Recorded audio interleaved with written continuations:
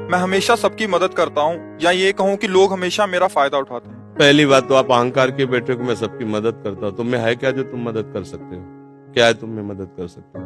न तुम्हारे में बुद्धि है, न बल है, न इतने बड़े धनी हो, कुबेर का खजाना तो है नहीं, और बुद्धिमान ब्रह्मा वाली बुद्धि तो है नहीं। तो आप क्या मदद कर सकते हो? किसी की क्या मदद कर सकते हो? व्यर्थ का अभिमान क्यों रखते हैं?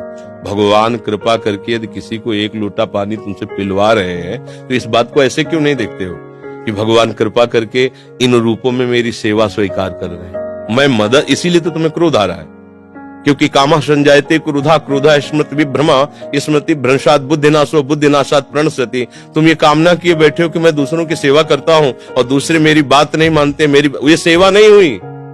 तुम उनसे सम्मान चाहते हो। हमने तुमको पानी पिलाया, तुम्हें प्रणाम करो, हमारी बात मानो, हमारे अनुकूल चलो। इसे सेवा थोड़ी कहते हैं। सेवा कहते हैं नेकी कर दरिया में डाल। सेवा कर दी, अब तुम गाली भी दोगे तो हमें स्वीकार है। तुमने जल पी लिया, आनंद से तुम मस्त रहो, हमें गाली दोगे कोई परेशानी नहीं। इसे कहते हैं सेवा। सेवा करके सामने वाले को झुकाने की बात आना, उसे सेवा नहीं कहते। पहली बात, गलत हो आप, तभी आपके अंदर क्रोध आता है। यदि आप गलत नहीं होगे तो आपके अंदर क्रोध नहीं आएगा। कामा संजायते क्रोधा, कामना है तभी क्रोध का प्रादुर्भाव होता है। क्या कामना है? कि हमने तुम्हारा सहयोग किया, हमने तुम्हारा हित किया और तुम हमारा बुरा करते हो तो क्रोध आ जाएगा।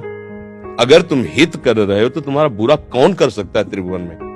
किसी की ताकत नहीं। हमारा कर्म ही बुरा हमारे सामने आता है। जैसे हम अभी वर्तमान में वो पाप नहीं किए जिसमें हमारे ऊपर ब्लेम लगाया गया है। इस समय तुम बिल्कुल निर्दोष हो, लेकिन वो दोष जो तुमने गुप्त रूप से किया तुम्हें बख्शेगा नहीं। तुम लाख जगह रो, लाख जगह तुम प्रार्थना करो, वो तुम्हें दंड दे के रहेगा। कर्म बड़ा बलवान होता है। तो पहली बात तो ये छोड़ो कि आप किसी का हित करते हो। बात ये सोचो कि भगवान कृपा करके हमसे हित करा रहे हैं, और किसका? वही इन रूपों में आ रहे हैं। आप उनको मनुष्य समझकर, अपने को बड़ा समझकर, फिर दोष हो जाएगा। शास्त्र की बात मानो। भगवान कह रहे हैं मैत्रः करुण एव च, लेकिन निर्ममो निरहंकारा। सबसे मित्रवत व्यवहार करो, ममता न करो, सबको सुख प्रदान करो, लेकिन अहंकार न करो। ये अहंकार ही तो क्रोध रूप में परिणित हो रहा है भैया। दोष को खुद पकड़े हुए हो, दूसरों पे दोष देखते हो, कैसे सुधार होगा?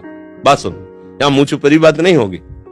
तस्मात् शास्त्रम प्रमाणम ते कार्याकार्यो व्यवस्थित हो। सही बात सुनने के लिए भी छाती में बल चाहिए। बोलने की तो बात जाने दो, सही बात सुनने के लिए हमारे अंदर बल चाहिए। अगर तुम इस बात को सुन ले, समझ गए, तो तुम गृहस्थ में रहते हुए भी महाशक्तिशाली बन सकते हो। पर आज हम क्या है कि शक्ति खुद अपनी खो रहे हैं, इसीलिए क्रोधित हो रहे हैं। कमजोर क्रोधित होता है, बलवान क्षमावान होता है। बलवान क्रोधित नहीं होता है, कमजोर को क्रोध आता है, कामना युक्त को क्रोध आता है। हम दूसरे का हित कर रहे हैं, ये अहंकार है। हम एक यंत्र हैं, भगवान यंत्री हैं, वो जैसा हमसे करवा रहे वैसा हो रहा है। हमें ये भावना रखनी है, हम करने लायक हैं। एक श्वास भी नहीं ले सकते इस तरह में, ऐसे भी नहीं कर सकते। अगर वहां से ऑफ हो जाए तो तुम एक श्वास नहीं ले सकते, फिर क्या होगा? एक कदम नहीं चल सकते, फिर क्या होगा? तो बात समझिए, आपसे जो करवाया जा रहा है वो प्रभु श्री हरि कर रहे हैं। इसी भाव से जब हम चलेंगे तो हमारे कभी गुस्सा नहीं आएगा, कभी गुस्सा नहीं आएगा। आप समझ पा रहे हैं?